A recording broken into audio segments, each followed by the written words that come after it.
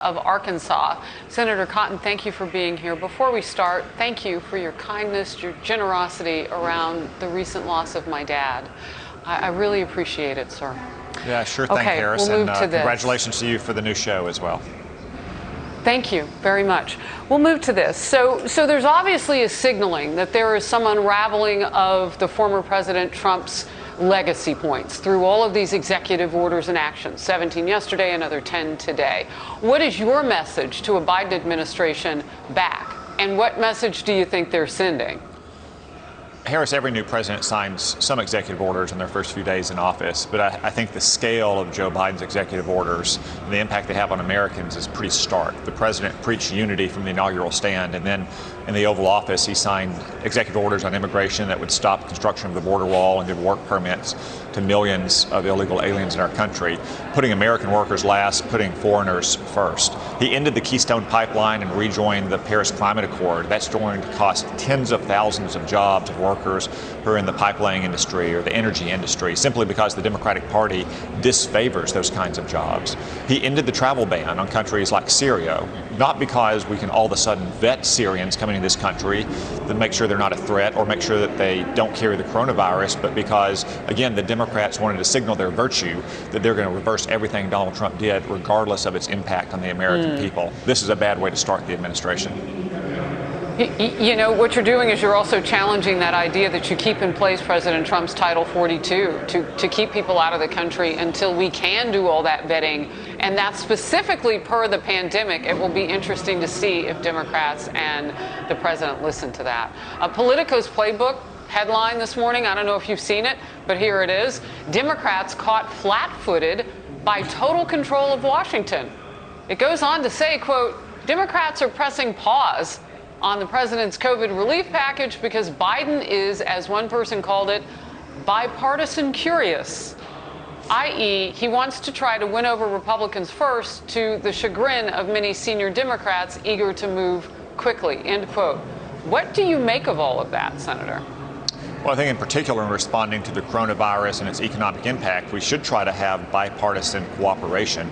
We had that last March with the CARES Act. It passed unanimously. We had it in December with the $900 billion relief package we just passed.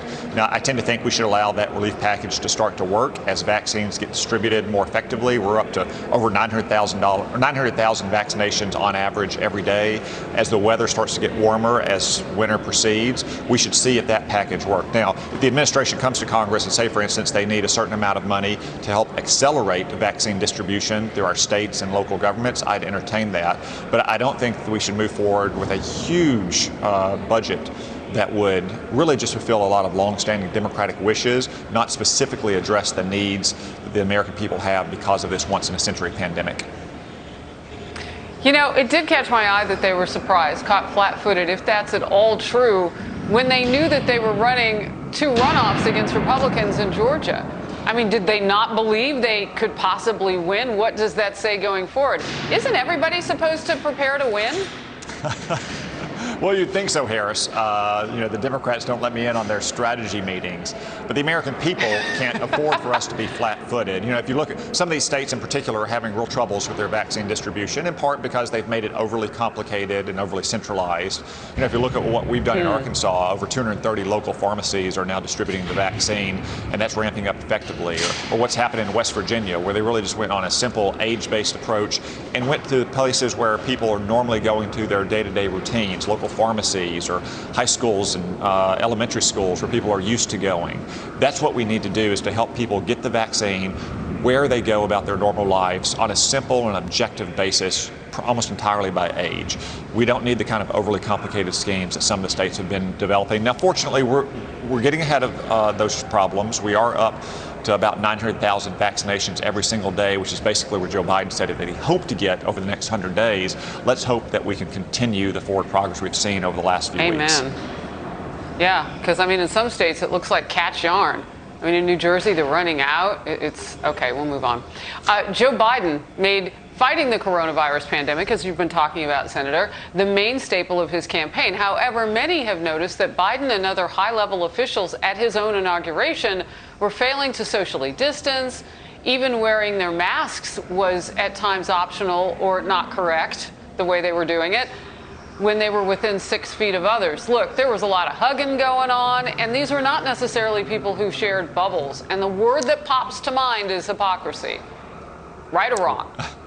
Well, there may be a little hypocrisy there, Harris, but rather than criticize what you saw at certain instances of the Biden administration, why don't we just ask for some of those Democrats or the liberals in the media who want to condescend to and criticize normal Americans for going about their lives to have a little magnanimity and charity? Obviously, sometimes people's masks fall down, or sometimes they get caught up in the moment. They want to high five or hug on a football field. Everyone's doing the very best they can to get through this pandemic. We need to continue to do so. We need to continue to get vaccines into the arms of Americans. We need to pray for warmer weather around the country so we can begin to get back to normal, rather than try to point out each other's occasional lapses. I love that. I wrote that down. Magnanimity and charity, something that we all need to remember close to our hearts. You're always wonderful coming up with those phrases. Senator, one last quick question. And I don't deal in like rumor and speculation, but I know you've been asked this question before, so I'll just straightforward ask it. 2024 Republican presidential contenders talking about whether or not you would be among them, Senator Cotton, to run for the presidency. Would you? Well, Harris, it's kind of you to ask, but right now I'm really focused on the work of the Senate, focused on trying to get Americans back on their feet and back to work because of this pandemic. In terms of politics, look, we've got elections coming up in just about 22 months for control of the Senate and control of the House, and that's where my immediate focus is going to be in politics. That is a very good point. It really never stops, the next election. Senator Cotton, thank you for your time today. Good to see you. Thanks, Harris.